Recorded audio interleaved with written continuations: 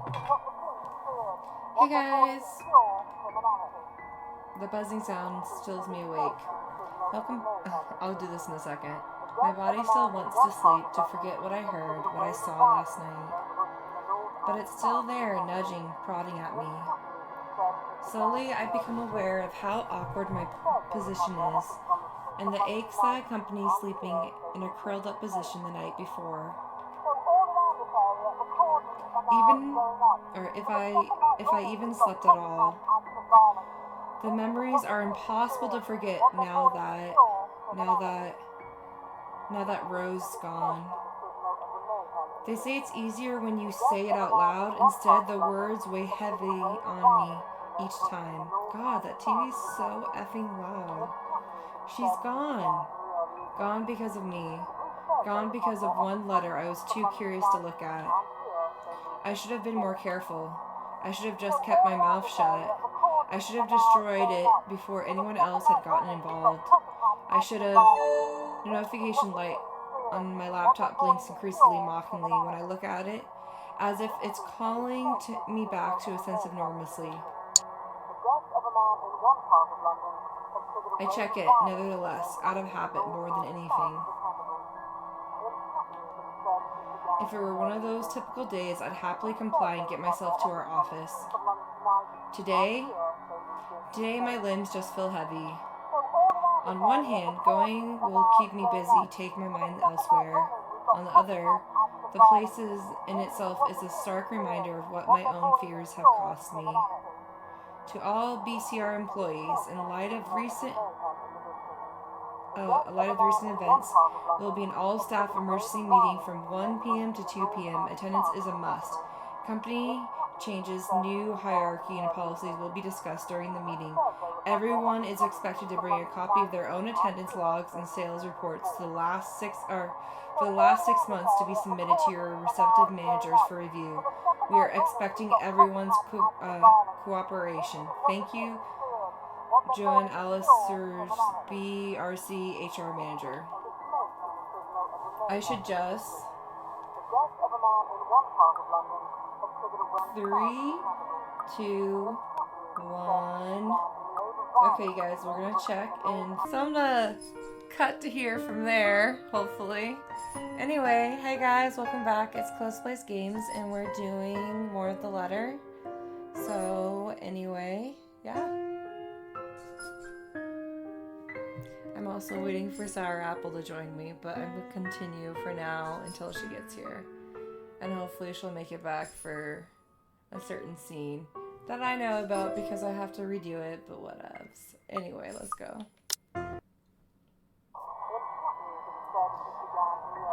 Today my limbs just feel heavy. On one hand, going will keep me... Oh yeah, I already did this. On the other... Go to work. Moping won't get me anywhere. This is just like one of those things, isn't it? You deal with it with a smile no matter how bad things get and hope for the best. Although my whole body feels like lead and my limbs are sore, I push myself away from the chair and head for the shower. The letter I dropped on the floor is just night flutters open as I pass by, unfolding for no one else but me to see.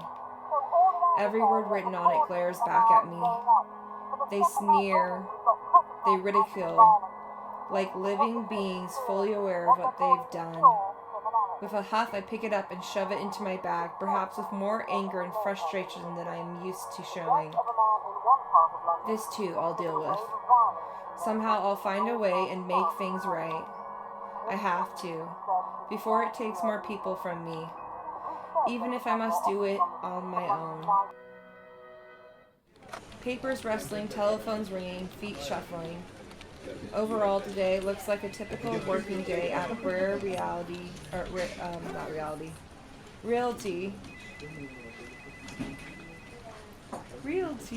Corporation. That's how I say it, okay? Except it isn't. The air is thick with tension and unspoken questions. No doubt everyone present has already heard about Rose. If they missed last night's report, they'd likely see it in the morning news, in the papers, or on various news sites on the internet. Everywhere is a bitter reminder. In fact, everyone's giving me a wide breath, as though the mere mention of Rose would be enough to trigger something in me. It's appreciated, but it only serves to create a bigger hole in the place Rose has left. After lunch, my boss calls for a meeting. I don't have to look up from my work to know what it is about. He's in a strange, pensive mood today, probably one of respect for a dead colleague. Oddly, I'd appreciate it more if he just shouted at me today. Anything is better. I'm sure you've all heard of what happened to Miss Cooper. She was a valued member of our team and she will be missed. There's no date for a funeral yet, but those who wish to attend, kindly speak with your respective supervisors. By the way, has anyone heard about our still AWOL staff? None? HR, you know what to do. Santos, a word? In my office? At the end of it, I've been given the entirety of Rose's workload, including finalizing the rights papers, and have been promised an ample compensation for my efforts. I think he's expecting me to be happy about it. Instead, I immerse myself in my work. I have to, anyway, if I want to forget. Time flies when you do, and by the time I give notice, it's already late. Everyone's already gone, leaving me in the company of a radio and a member of our janitorial staff. I don't even know his name. Rose likely does. She remembers people easily like that. The Luxbon Police Department continues its search for the following reported missing people.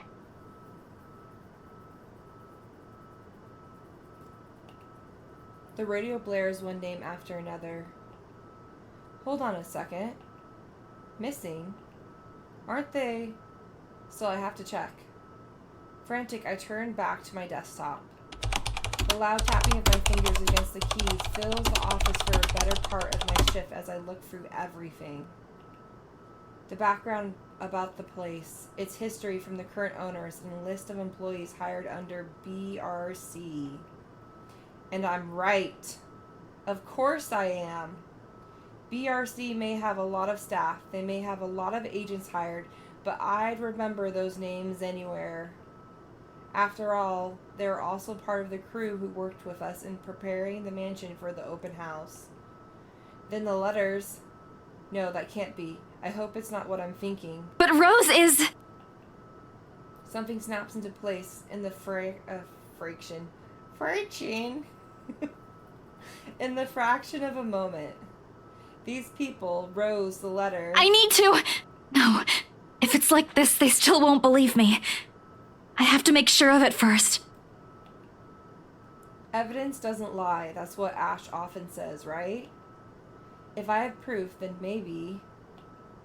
I don't want to get my hopes up yet, but maybe there's still a way I can save them. The letter, my phone, papers, anything that will be useful. I grab all of them and stuff them in my bag. I can't stay here. There's something I need to do. There's something those people should... The noise cuts sharply through the room, stopping my hand short of cramming a pen into my bag. Okay, yes. I love lazy weekends. Lazy weekends are best weekends. I really needed it. I need to get cleaning done, but I need to sleep in, and I need to get stuff. I gotta catch up with my recordings and blah blah blah. But I love lazy weekends because work has been a bitch. Anyway. Yep. Let's get back to it. So I paused. I started already a little bit, but I paused here so that you could not miss the spoopy, because I think there's a spoop coming up soon. Spoop? So, yeah. Oh my gosh. Remember? Show me the spoop. Okay. So remember,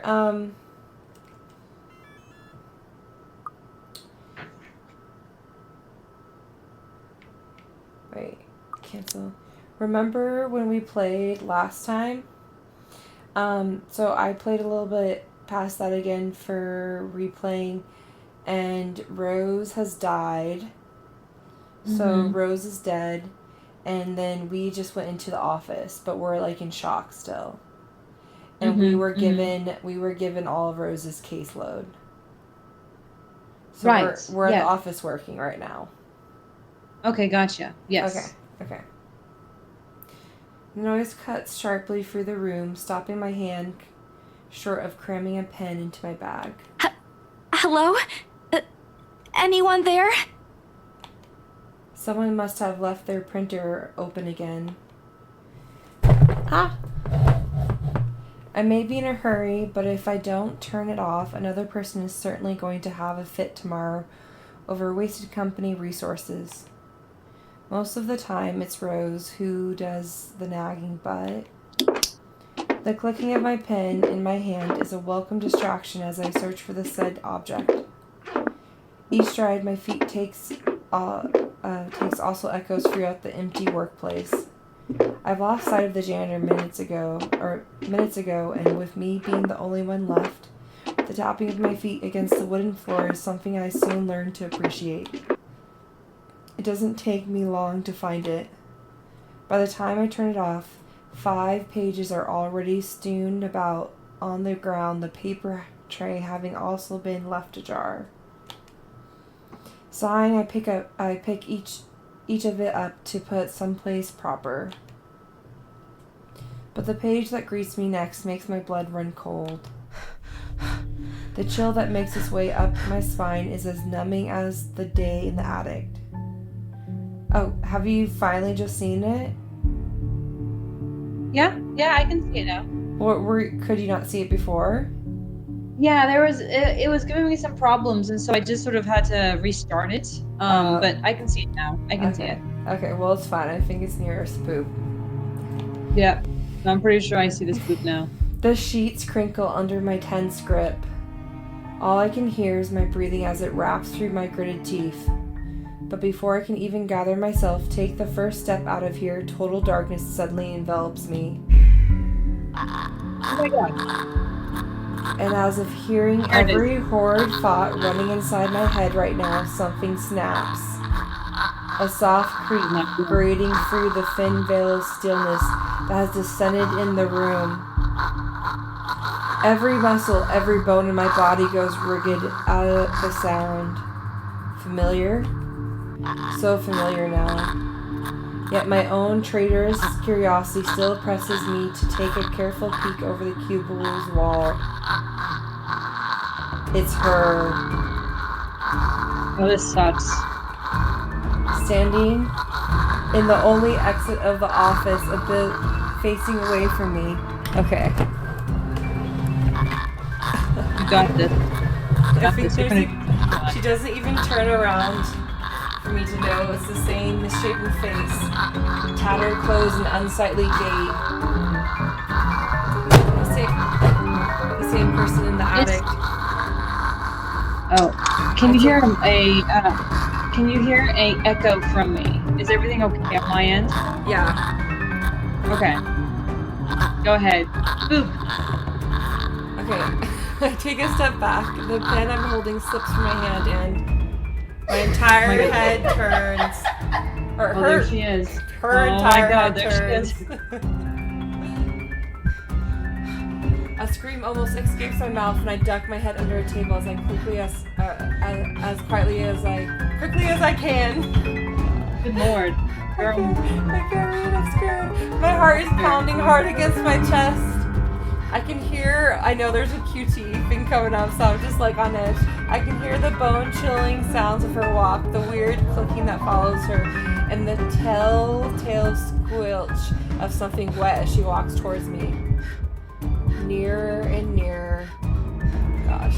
The sounds are slowly getting louder. The only thing keeping the whisper from escaping me is my hand as it covers my mouth.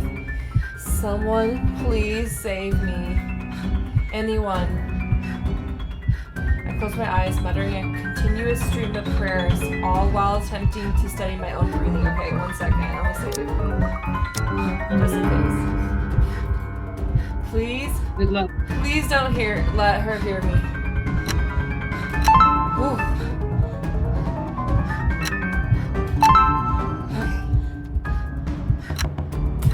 Very good. What have you done? My God, girl. Come on.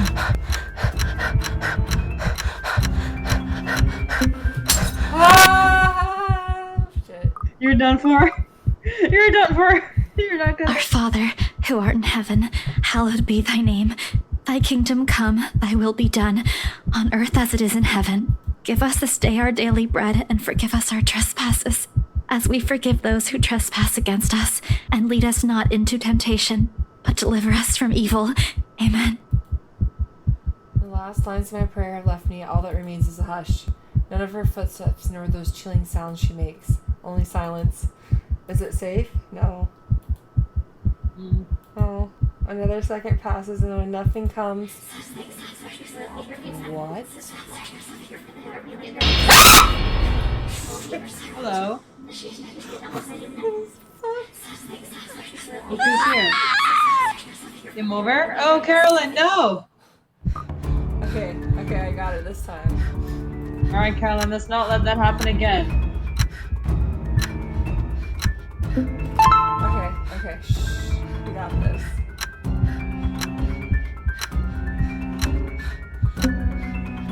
Okay.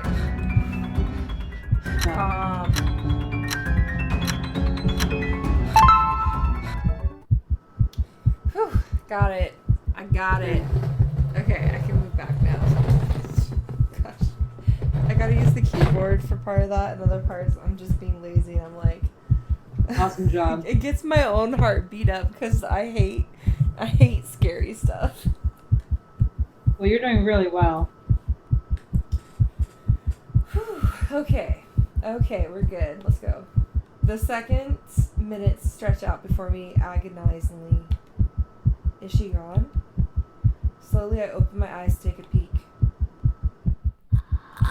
Oh. Oh my God. I don't dare move or make a noise. In the face of such terror, I can only beg, let out silent pleas to whoever is out there. Please, please, don't let her notice. I want to live.